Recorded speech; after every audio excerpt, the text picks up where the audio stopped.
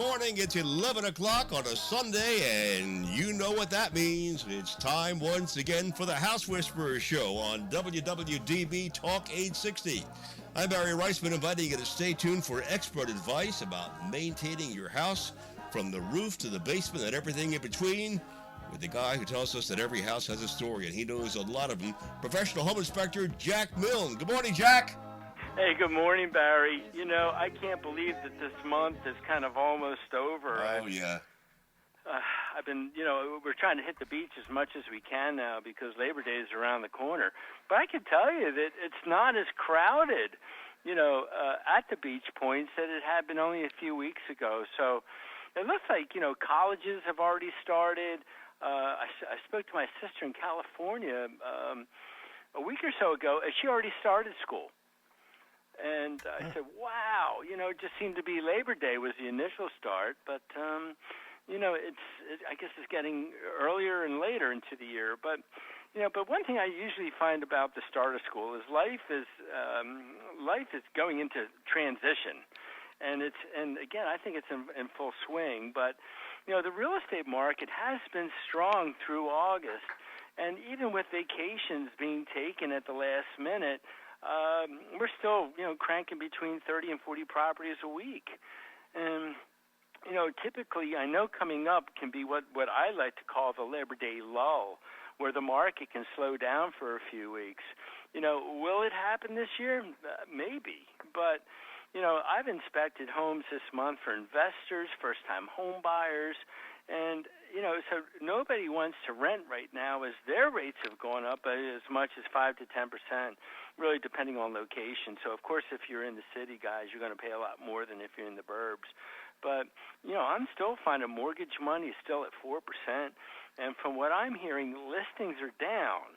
Now, I do a ton of driving, and I'm still seeing a fair amount of listings out there. But, the realtors kind of play a funny joke. They never put the sign up sold.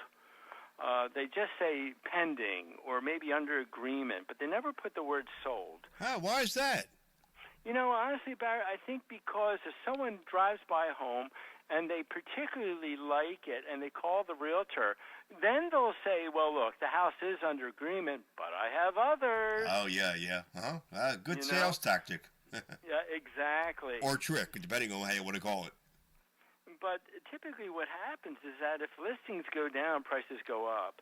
So today's show is going to focus on costs versus benefits, where I try to put out there the best bang for the buck, but also what kind of rate of return if and when you choose to sell. So there's my little carrot. So before we kick in, I do want to thank our sponsors, and I always ask that you please let them know that you heard their ad on the show.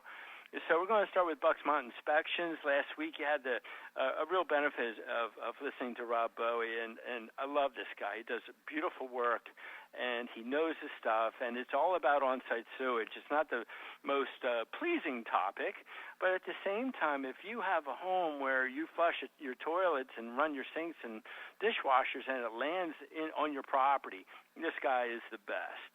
So you can visit his website at bucksmountaininspections.com and reach out to Rob at 215-669-4213.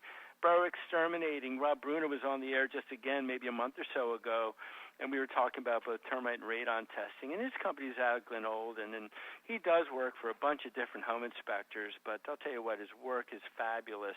And he's at 610-586-5640. His website, boroughexterminating.com. Mike Canner from Pest Blaster. I mean, all these names I hope you're starting to recognize now because I've had them on the air over, numerous times. And he gets involved with radon, mold, wood-destroying insects, as well as pest removal. And his website is pestblaster.com. Phone number's easy, 215-295-5555. We have been getting some inquiries, and thank you very much for BrainFleshGear.com. I do hear from Kevin Zollner, the executive director from BrainFleshGear.com, and it's nice to always talk to him. And some of the ideas that my listeners are coming across with are right on board, eclectic. So thank you for that opportunity for BrainFleshGear.com, and they thank me. Tri-County Inspection Company, again, the big news this summer is we turned 30 years old this year, and we've inspected well over, I guess we're almost 80,000 properties to date. So, and everyone is done individually. So reach out to us. Our website is tcinspect.com. I do have a bunch of local numbers because I'm not a 1-800 guy. So for Bucks and Montgomery County folks, I'm at 215-295-2030.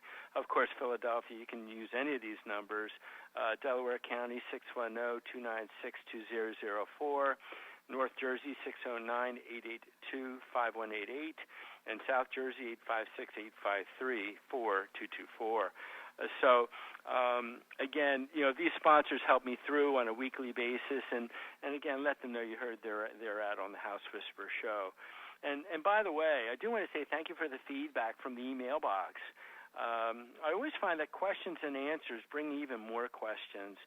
So please email me at the House Whisperer show at gmail.com. And for previous shows, you can always visit the website at thehousewhisperershow.com. And, there will always be a topic that may fulfill that burning question, how should I do this? And again, through WWDB, podcasts are always available at www.dbam.com 24/7. So do me a favor, pass it along. So let's get started. Cost versus benefits. What should I do first? And please, folks, I have a caveat. I know all these items are important. So the pecking order may change depending on the age and condition of your home. Also, the style and variety of home. So for today's segment, I'm going to talk about a two-story colonial that's average size of, let's say, 2,500 square feet. So that's kind of planting the seed. So I think the very first one where there's going to be a huge difference made is insulation. And the cost to install insulation in your attic, your crawl space above the garage, is really one of the very few things that, when done, you feel an immediate effect. And, if you invest maybe $1,500 to $2,000 to bring your house up to 2015 standards with a total of 12 inches of insulation in your attic, 6 inches in your crawl space, and fill the joist bays in your garage, I think you're going to see savings up to $100 a month or more. So if you're investing this $1,500 to $2,000, you're going to get reimbursed within 2 years. And the benefits will continue until you sell your home. Plus, when your buyer asks to see your fuel costs, they're going to be considerably lower than that of other competing sellers in your neighborhood. So what this will do is it'll help cut your local utility. Well, actually, let me put it this way. I like it more this way. It lets your utility company know, your oil provider know, your gas man, and the neighbor who sold you the electricity to you kind of feel their own pain.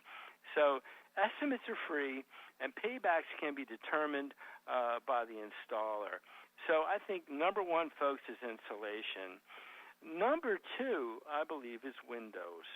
If you bought a house with a single-pane wood window or worse, those single-pane aluminum windows, my suggestion is replace them now.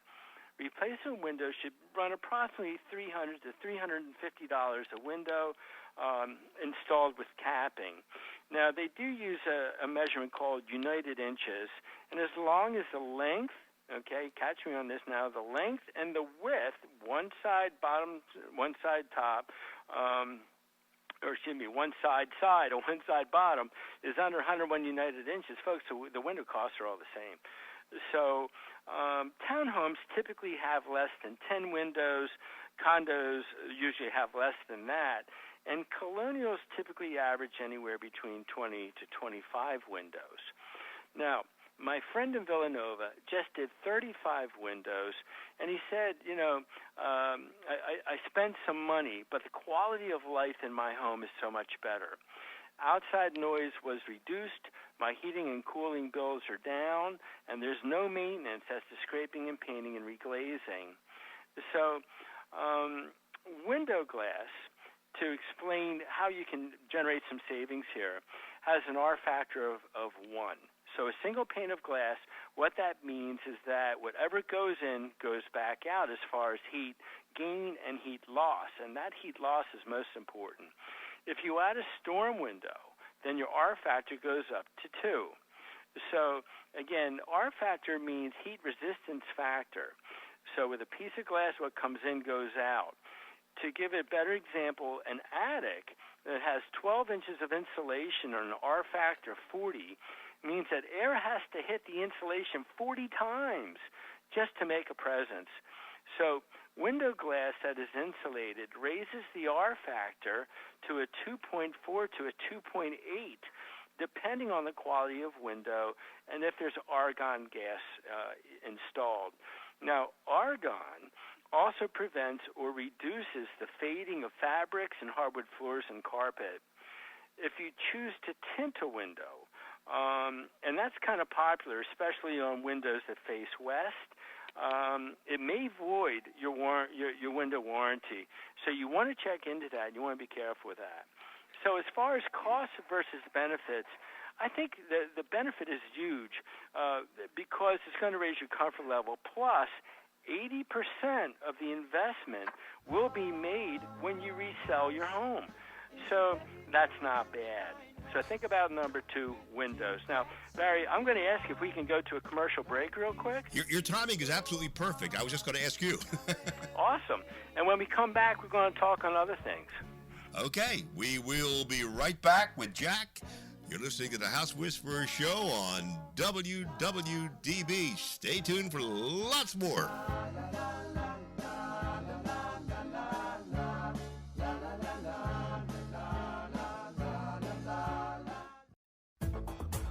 Boro Exterminating has been specializing in wood-destroying insect inspection and control for over 40 years, serving Philadelphia and the surrounding counties. All inspectors are state certified and ensure providing their clients with professional inspections and treatments. Boro not only performs conventional termite treatments, but also handles special services like historic buildings and homes with wells, creeks, or ponds. The client is assured that all treatments will be performed safely when you hire Boro to do the work. They also provide radon testing in their service area. Boro's full-time office staff is available to help you schedule an appointment. Just call 610-586-5640 or send an email request to boroinspects@verizon.net. That's 610-586-5640 or email at boroinspects@verizon.net.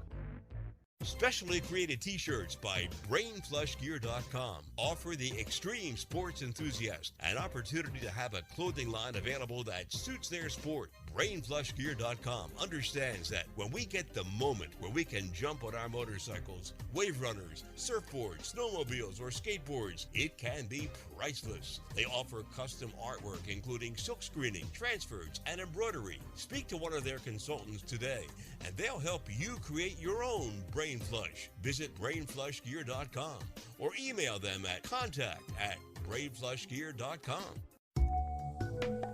For your septic inspection and testing needs, please consider Bucksmont Inspections. They've been serving the Bucks and Montgomery County areas for over 15 years. As members of the Pennsylvania Septic Management Association, the Pennsylvania Association of Sewage Enforcement Officers, and the Pennsylvania Association for Professional Soil Scientists, Bucksmont Inspections can inspect your existing septic system or test for your new septic system placement. Please call Rob Bowie at 215-669-4213 and say you heard their ad on the House Whisperer Show. Tri-County Inspection Company has been providing professional home inspections, commercial inspections, and historic property evaluations for over 30 years. For all of your real estate transactions, call Tri-County Inspections at 215-295 855-2030. For their New Jersey clientele, call 856-853-4224. Tri-County Inspection Company covers 13 counties, serving both New Jersey and Pennsylvania. They have performed inspections for over 70,000 clients and are members of the American Society of Home Inspectors, as well as the Pennsylvania Home Inspectors Coalition. They are licensed in both Philadelphia and New Jersey. Call 215-295-2030 or 856-853-4224. As the temperatures gradually rise, so do the odds of all those filthy and unwanted critters invading your home, like rodents, roaches, termites, and flies. Oh my! This summer, if you want to feel safe and secure from a possible creeping, crawling disaster, do yourself a favor and call the exterminating experts at Pest Blaster for all your pest control needs, including tests for radon and mold. Please visit pestblaster.com and you'll be sold. 215-295-5555. Our house is a very, very, very fine house. And we're back with Jack Milne, the House Whisperer Show on WWDB. A great topic today, cost versus benefits. And Jack, let's pick up where we left off. Well, thank you, Barry, very much. And, man, I started putting these notes together, and my pen was just flying off the paper. So number 3 is going to be updating what we call HVAC, heating, venting, and cooling. So if you heat with gas and you're approaching the system's life expectancy, look into high-efficient equipment. Most 25-year-old furnaces or older burn at around 80 to 85%. Now, that's not bad compared to oil, which is less, but for anywhere between $1,200 to $1,500 more, you can have a furnace installed that's 96% efficient. And as I come across these machines today, I'm all excited about it because I tell my client, for every dollar you spend, you're losing 4 cents, and it vents through the sidewall. So if you need to replace the furnace to a high efficiency unit, I would suggest that you replace your air conditioning and my caveat, and hot water too. And the reason why, an orphaned water heater is an old flue will not generate enough BTUs, British thermal units, to create a draft, and may in fact backdraft, allowing carbon monoxide to re-enter your home. And, the other day I did a home inspection. The furnace was 8 years old. The water heater was a brandy new, like a year old, but it was orphaned. So I had to flag it. And now the seller's going to have to put a stainless steel liner down designed for 4 inches to serve just the water heater. Now, of course, every homeowner doesn't know what home inspectors know. And I know that this is going to, unfortunately, catch this seller by surprise. And I always get the question, well, why didn't the plumber tell me? And that's one of those answers I can't give back. But if you're going to put good money into heating and cooling, spend a little bit more, folks. You probably have to spend another $1,500. But you're going to get yourself a high-efficient, draft-inducing, direct vent. Get that all, Barry? Yeah, I sure did. Water heater, and that too drains through, exits through the sidewall. So all of a sudden, we have this chimney that's been going through the roof for years. It's not needed anymore, but the cost savings is incredible. So again, if you have the scenario, I would suggest that you do everything at one time. If you have to take a loan out, please, I hate to say that, but it's worth it. And so when you update just the furnace and you have the old A coil from the older air conditioner, the new air conditioner cannot accept old refrigerant. Old refrigerant, I'm going to use a term called Freon, but old refrigerant today is R22. The new refrigerant is R410. So when you replace your furnace, you have to do the A coil and the condensing unit outside. Now, a couple years ago, my air conditioner was born in 1988. I replaced it again about 4 years ago at this point. and the energy savings was the equivalent of $250 a month, which was the old air conditioner versus my new air conditioning.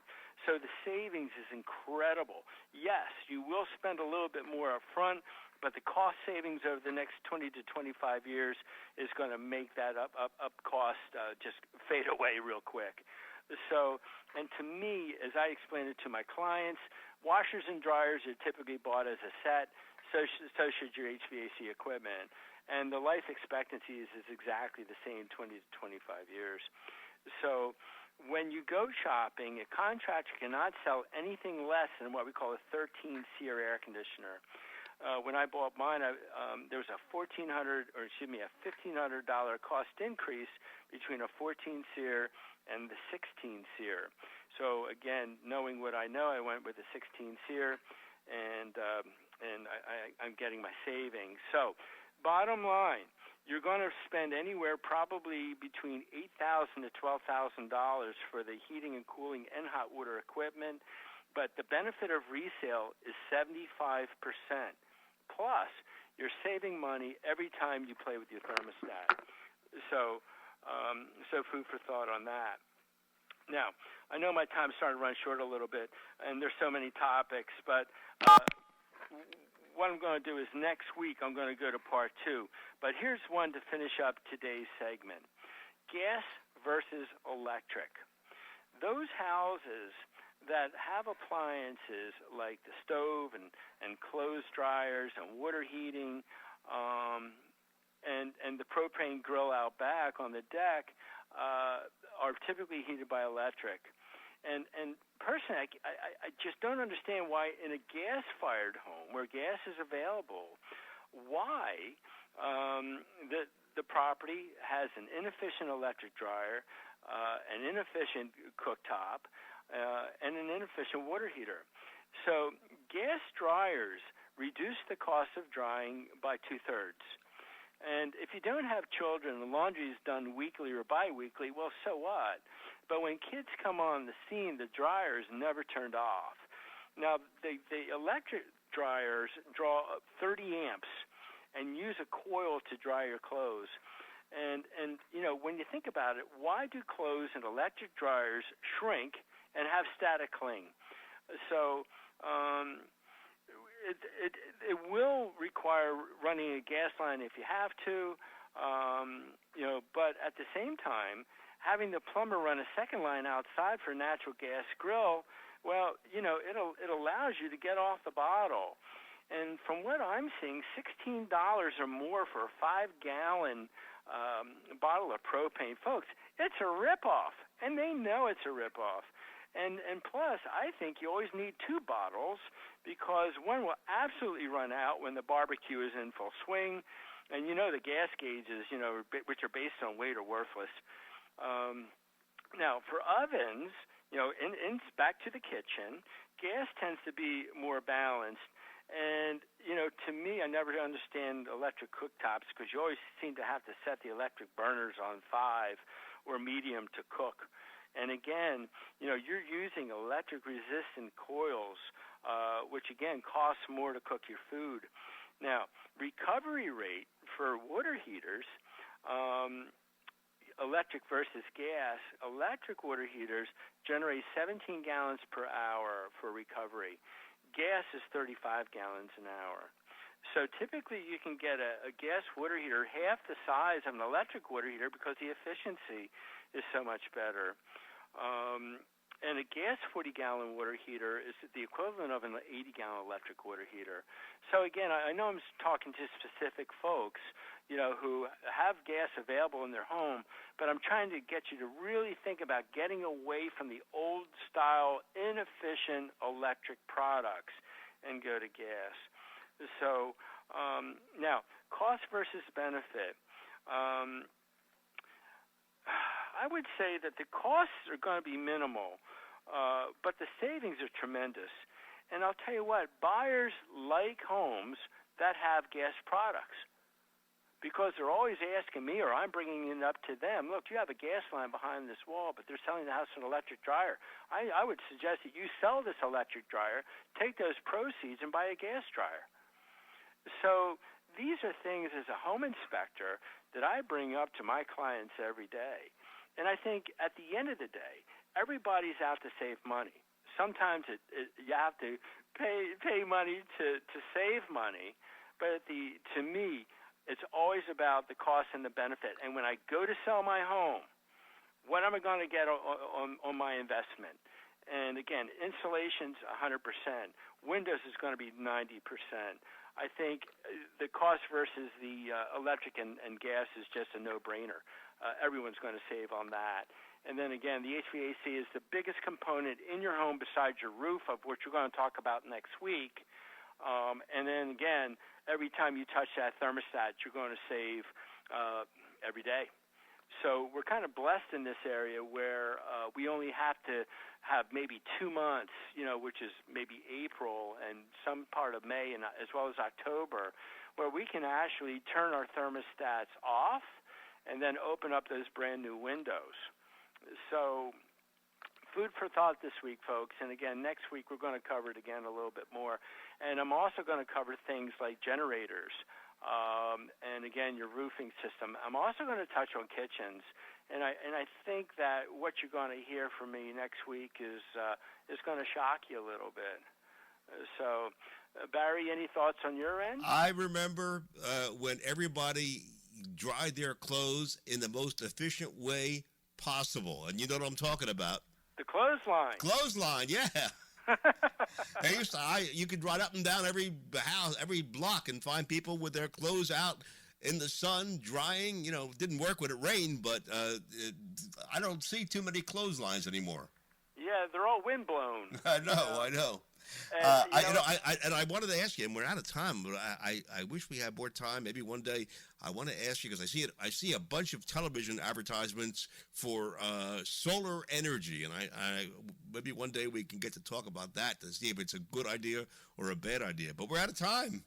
Wow. Yeah. Well, speaking of solar, my brother is a green freak. I think he grows moss on the north side of his body. So I think that's a good point, Barry. I can bring Scott on, and we can talk solar. Well, let's do it. So, folks, I gave you a bunch of carrots for next week. Please listen in, podcast 24/7. Tell your friends, and as it is Sunday, please spend time with friends and family. I look forward to talking to you next week. All right. Make sure you do tune in next week for another edition of the House Whisperers Show with professional home inspector Jack Milne. And you can listen to previous programs, or if you have any questions, visit thehousewhisperershow.com. Barry Reisman here. Thanks for listening to WWDB Talk 860.